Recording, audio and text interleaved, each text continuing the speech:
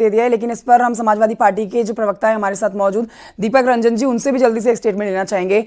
मोदी की गारंटी विकसित भारत 2047, दीपक जी, मतलब ये मोदी की गारंटी जो ये पहली लाइन है, इसी पर ही विपक्ष जो है बहुत अखरा हुआ है और सरकार को घेरता हुआ नजर आ रहा है। लेकिन आप आज बीजेपी के इस मैनिफेस्टो को कितनी उम्मीदों भरी निगाहों से देख रहे हैं?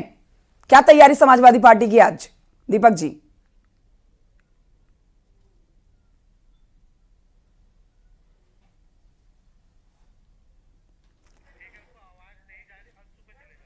शायद कुछ तकनीकी खराबी की वजह से आवाज दीपक जी नहीं पहुंच रही है। दीपक जी, मैं आऊंगी आपके पास।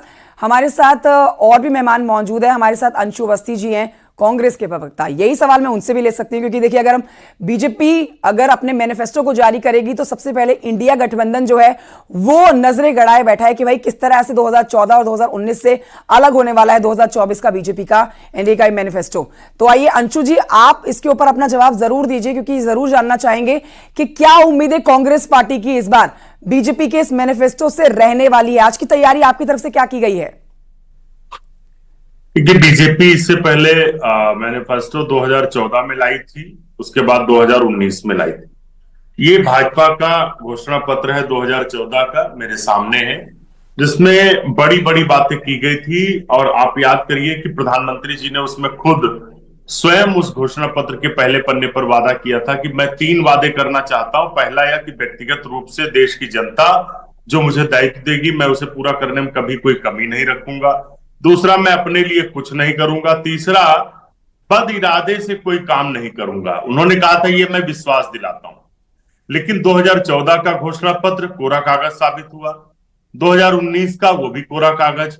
और इस बार की हालत तो ये है कि भाजपा तो अपना मैनिफेस्टो भी नहीं लाना चाह रही थी। यानी कि जो 10 साल से शासन में थे वो अपना घोषणा पत्र लाने की हिम्मत नहीं जुटा पा रहे, तब जब 19 तारीख को प्रथम चरण के चुनाव। तो क्या कहा जाए इससे ये पता चलता है कि भारतीय जनता पार्टी का जो असली घोषणा पत्र है वो उद्योगपतियों के दफ्तर में रखा है, जो सरकार बनने के बाद हमेशा लागू हुआ। देश के लोगों से हमेशा इन्होंने जो घोषणा की उसको कभी लागू नहीं किया। हमेशा वो घोषणा पत्र लागू हुआ जो इनके उद्योगपति मित्रों के दफ्तर में रहा।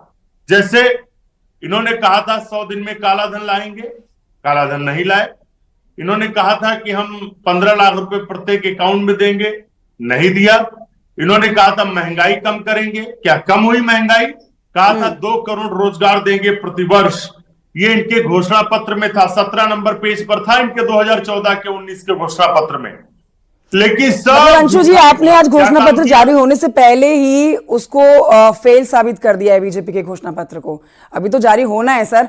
मैं आती हूं आपके पास, दीपक जी से भी इस पर रिएक्शन ले लेती हूं। थोड़ी तकनीकी खराबी थी इसलिए पहले उनसे बात हो नहीं पाई थी। दीपक जी, जल्दी से आपका एक रिएक्शन। कांग्रेस पार्टी तो अभी घोषणा पत्र जारी होने से पहले ही अपनी असंतुष्टि दिखा रही है। क्या आप भी कांग्रेस पार्टी के स्टेटमेंट के साथ जुड़ते हैं या फिर समाजवादी पार्टी की कोई अलग तैयारी है? समाजवादी पार्टी उम्मीदें क्या लगा रही है बीजेपी के आज के घोषणा पत्र से? दीपक रंजन जी। देखिए, सिर्फ अंशु अवस्थी जी नहीं, पूरा देश जानता है कि बीजेपी जो है घोषणाएं तो बहुत लंबी चौड़ी करती है लेकिन उसको इंप्लीमेंट नहीं करती। मैनिफेस्टो का मतलब होता है इंप्लीमेंटेशन। इंप्लीमेंट इन्होंने कितना किया? अगर आप पूर्व में जाएंगे अभी तो देखिए इनका घोषणा पत्र नहीं है।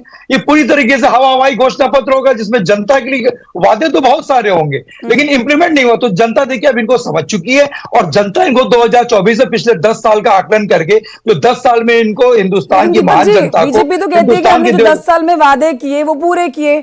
अनुच्छेद 370 हटाना हो, राम मंदिर का मुद्दा हो जो मतलब लंबे समय से कोर्ट के अंदर लंबित था, राम मंदिर बनाना हो, यूसीसी लागू करना हो, तो अब ऐसे कौन से मुद्दे रह गए हैं जिस पर आप कहेंगे कि बीजेपी ने कहा और किया नहीं? बीजेपी तो दम भर के कह रही है कि हमने जो कहा वो किया है। अरे क्या धारा 370 हटने के बाद वहां पर अमन चैन कायम हो गया? अगर अमन चैन कायम हो गया तो आम चुनाव के साथ साथ जम्मू कश्मीर में चुनाव क्यों नहीं हो रहा? इतने महीनों से वहां पर जो है प्रेसिडेंशियल रूल क्यों लगा हुआ है? वहां पर भी जो है क्यों नहीं? अगर अमन चैन कायम है तो साथी चुनाव क्यों नहीं करा रहे थे ये? देखिए, इनके वादे, इनकी बातें, ये अंधेरे में तीर छोड़ते हैं और उसका जनता उसका क्या नफा नुकसान होगा? क्योंकि आप देख लीजिए कई सारी चीजों में जो है ये काला कानून 3 लेकर के आए, उसका इन्होंने रोल बैक किया। अपना 2000 का नोट चलाया, उसमें इन्होंने 7 साल जो अपना चलाए वो नोट न चला पाए, वो देश चलाने की बात करता है। देखिए, नौजवान महिलाएं, किसान इनसे जवाब मांग रहा है कि 2014 से लेकर के अब तक आपने जो वादे किए थे, इन्होंने वादे किए थे कि हम प्रति वर्ष नौजवानों को, बेरोजगारों को 2 करोड़ रोजगार देंगे। अरे ना 2 करोड़ देते, 1 ही करोड़ दे देते। आज 80 करोड़ लोगों को मुफ्त राशन नहीं देना पड़ता। राशन आप दे रहे हो, वो शिक्षा कहां से ग्रहण करेंगे, वो तन अपना कहां से ढकेंगे? तो चीजों, दवाई अगर उनका ऊपर वाला ना करेगा, कोई बीमार पड़ गया तो दवाई की व्यवस्था कहां से करेंगे? ये देखिए, इनका मैनिफेस्टो जो है जनता समझ चुकी है। सिर्फ कांग्रेस पार्टी के प्रवक्ता नहीं, सिर्फ मैं नहीं, पूरा देश इनका जानता है कि इनका जो घोषणा पत्र आने वाला है वो पूरी तरीके से खोखला होगा, लोक लुभावना होगा, जो इंप्लीमेंट कभी नहीं होगा, और अब की बार इनको जनता मौका भी नहीं देगी। देखिए विपक्ष, एक चीज और आ जाए, देखिए विपक्ष ने जो इतना अच्छा, पूर्व में आप समाजवादी पार्टी का मैनिफेस्टो उठा करके देख लीजिए, चाहे 2012 से लेकर के पहले भी जो मैनिफेस्टो था, जो भी मैनिफेस्टो था, उसको एक एक करके हमने अमली जामा पहनाने का काम किया। मतलब समाजवादी पार्टी ने भी मैनिफेस्टो जारी होने से पहले ही इससे पर अपनी असंतुष्टि दिखा दी है। जल्दी से एक रिएक्शन संजय राणा जी से भी ले लेते हैं, राजनीतिक विश्लेषक हमारे साथ हैं। संजय राणा जी, आप राजनीति को पढ़ते हैं, समझते हैं, आप इसकी बेहतर जमीनी हकीकत बता सकते हैं।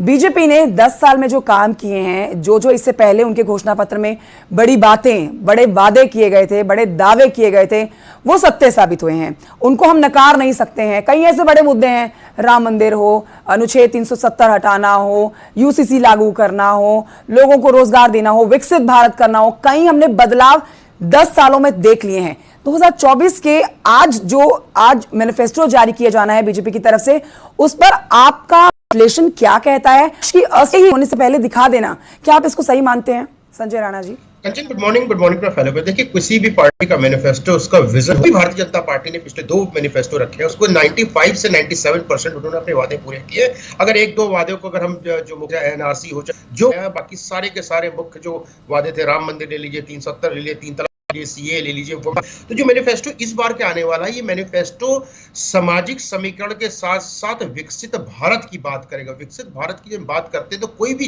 पार्टी हो या कोई विजनरी नेता हो, वो दूरगामी परिणाम देख करके बनाता है, और विजन 5 साल, 10 साल, 15 साल का रखा जाता है। जैसे हम सब कंपनी में काम करते हैं तो एक टारगेट लेके चलते, तो उसी तरह एक नेतृत्व जो होता है, नेता जो होता है, वो भी विजनरी होता है। तो आप देखिए कि इनका जो प्लान है, नॉट 2024 और 2029 का है। विजनरी जो लीडर है वो 47 की बात करता है और उसी हिसाब से प्लानिंग बनाता है, क्योंकि जो आज से 14 में इंप्लीमेंट होना चाहिए था, अब वो दिख रहा है, क्योंकि 5 से 7 साल लग जाते हैं गवर्नमेंट की योजनाओं को इंप्लीमेंट जमीन पे, धरातल पे आने में।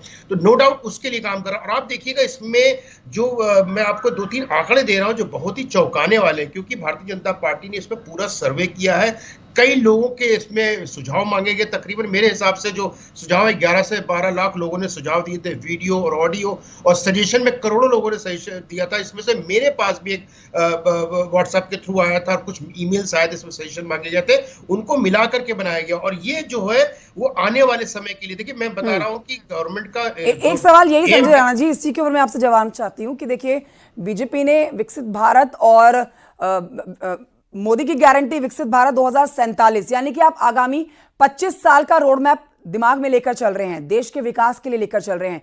कोई ऐसा बिंदु, कोई ऐसी बड़ी बात जो अब तक किसी ने ना सोची हो और आज बीजेपी के घोषणा पत्र में हमें दिखाई दे जाए, आपको लगती है ऐसी कोई बात संजय जी? देखिए, ऐसा है कि जब हम विपक्षी पार्टी चर्चा करती है, कोई पार्टी चर्चा करती है, वो इमीडिएट के लिए चर्चा करती है, उनके पास विजन नहीं है। मान लीजिए आप रोजगार की बात करते हैं, तो रोजगार आप आज स्टार्ट इंप्लीमेंट करोगे तो आने वाले 5 से 7 साल बाद दिखेगा। तो जो इंफ्रास्ट्रक्चर डेवलपमेंट का आपने देखा होगा, जो बजट रखा गया, तो जो कभी 27,000 करोड़, 28,000 करोड़, 50,000 करोड़ होता है, तो 10-10 लाख करोड़ का हो गया है। तो इंप्लीमेंटेशन होने लगा है, तो उस पर एक बहुत ज्यादा फोकस होगा सरकार का। दूसरा, मैन्युफैक्चरिंग यूनिट पे बड़ा ज्यादा फोकस होगा, और सामाजिक समीकरण, देखिए 2-3 चीजें नहीं आएंगी, जो जैसे आप एक नेशन एक इलेक्शन का भी मुझे उम्मीद है कि ये घोषणा पत्र में अपने डाल सकते हैं, और ये अपने घोषणा पत्र में ये भी डाल सकते हैं। देखिए, रोजगार कह देना कि सरकारी नौकरी से रोजगार नहीं, इस गवर्नमेंट के काम ये होता है कि ऐसी योजनाएं लाए, ऐसी परियोजनाएं लाए जिससे जो इन्वेस्टमेंट है वो ज्यादा बढ़ जाए। आपको जान के ताज्जुब होगा कि आज का FDI तकरीबन बिलियन डॉलर का हो गया, जो तकरीबन 300 बिलियन डॉलर का होता था। तो एफडीआई जब आता है तो रोजगार किसको मिलता है? विदेशी कंपनी आकर के यहाँ पे अगर कंपनी लगाती है, इन्वेस्टमेंट करती है, तो हम सबको ही रोजगार मिलता है। ऐसा नहीं कि बाहर से लेके आते, नो डाउट कुछ लोग बाहर से होंगे, हो सकता है मैनेजमेंट के लोग, लेकिन काम करने वाले लोग यही के होते हैं। तो ये सब चीजों पे बड़ा फोकस है। इनकी ना दूरदर्शिता देखिए, लोग विरोध कर रहे हैं कि उन्होंने वादा किया था 15 लाख बैंक में खाते में डाल देंगे, लेकिन आप ये देखिए 15 लाख मतलब बीजेपी आने वाले 25 सालों का रोड मैप तैयार करके आगे बढ़ रही है और उसी की झलक आज हमें बीजेपी के मैनिफेस्टो में दिखाई भी देने वाली है। संजय जी, मैं लौटूंगी आपके पास, कांग्रेस के प्रवक्ता अंशु अवस्थी जी के पास चलेंगे। अंशु जी, आपकी जो अभी तक हमने रिएक्शन लिए हैं उसको देखते हुए लग रहा है कि कांग्रेस ने, यानी कि आप या फिर विपक्षी दल इंडिया गठबंधन कहिए, पहले से ही तैयारी कर ली है बीजेपी को उसके मैनिफेस्टो पर घेरने की। लेकिन सर, एक सवाल यह भी बनता है कि जो अब तक 10 सालों में काम किए गए हैं, आप उनको नकार नहीं सकते हैं। काम, जो वादे किए, जो दावे किए, वो किए भी हैं धरातल में। कुछ ऐसे काम जो शायद अधूरे रह गए, आपके हिसाब से उनको आने साल वाले समूह में तो पूरा करके दिखाएगी ना बीजेपी। तो कहीं तो एक मौके पर आपको बीजेपी को उनके साथ भी खड़े होना चाहिए, क्योंकि बात तो देश की हो रही है, देश के विकास की हो रही है। अंशु जी, नहीं, बीजेपी के साथ अगर नहीं खड़े तो क्या हम देश के साथ नहीं है क्या? ये कौन सा सवाल है आपका? आप तो ऐसे बात कर रहे हैं कि जिससे लग रहा है बात ये हो रही है कि जो काम हुए हैं। मेरी बात आ जाने दी। अब आपने बोल लिया, मुझे बोलने दीजिए। आपने बता दिया ना, मैं बोल रहा हूं। देखिए, हम ये मानते हैं कि भारतीय जनता पार्टी मजबूरी में अपना घोषणा पत्र, मैनिफेस्टो जो भी लाई, क्योंकि जो सरकार 10 साल से थी, कांग्रेस किया, जब न्याय पत्र आया, इंडिया गठबंधन के तमाम राजनीतिक दलों का, समाजवादी पार्टी का न्याय पत्र आ गया, लेकिन भारतीय जनता पार्टी जो कहती है कि हम 24-24 घंटे काम करते हैं, 22-22 घंटे प्रधानमंत्री जी काम करते हैं, लेकिन वो अगले 5 साल का देश के लिए कोई ब्लूप्रिंट नहीं ला पाए। और वो 19 तारीख को चुनाव है, आज वो लाए हैं कब? जब 14 तारीख है, यानी 5 दिन बचे हैं। इसका मतलब ये है कि उनकी नीयत ही नहीं थी देश के आम लोगों के लिए कुछ करने की, क्योंकि उनका घोषणा पत्र तो उद्योगपतियों के कार्यालयों में तैयार हो चुका है। ये तो दिखावा है। असली जो घोषणा पत्र है वो उद्योगपतियों के कार्यालय में रखा हुआ है। हम इसे लेकिन फिर भी जीत मानते हैं, इसलिए कि घोषणा पत्र में जो बीजेपी के नेता मंचों से भाषण में जहर उगलते हैं, जो गाली गलौज करते हैं, जो समाज में जहर उगलते हैं, देश को बांटने का काम करते हैं, कम से कम घोषणा पत्र में वो लिख के नहीं देंगे। उसमें जरूर ये फिर से रोजगार की बात करेंगे। इन्होंने कहा था 2 करोड़ रोजगार देंगे, तो रोजगार की जब बात करेंगे तो देश का युवा इनसे सवाल करेगा कि आज 45 साल में सबसे ज्यादा बेरोजगारी क्यों? ये मैं तो कि ये उन मुद्दों पर वापस आए हैं जिन मुद्दों को हमारे लोकप्रिय नेता आदरणीय राहुल गांधी जी आप तो ऐसे कह रहे हैं कि जैसे कि आपने अभी जो जिन सीटों पर नाम कांग्रेस की कैंडिडेट की अभी घोषणा होनी बाकी है, उन पर नाम घोषित कर दिए। खैर, आप बीजेपी को इस बात पर घेर रहे हैं कि पहले चुनाव, पहले चरण के मतदान से कुछ दिन पहले ही अपना घोषणा पत्र लेकर आ रहे हैं। ठीक है सर, आपकी अपनी बात है, आपने अपनी बातें सामने रख दी। छोटे से ब्रेक के लिए हमें यहाँ रुकना होगा, आगे भी ये चर्चा जारी रहेगी और बीजेपी के आज जो मैनिफेस्टो जारी होना है उस पर ये बड़ी कवरेज भी आप लगातार देखेंगे और हर एक अपडेट न्यूज़ 18 आप तक सबसे पहले ही पहुंचाएगा। छोटे से ब्रेक के लिए यहाँ रुकना होगा, जल्द लौट रहे हैं।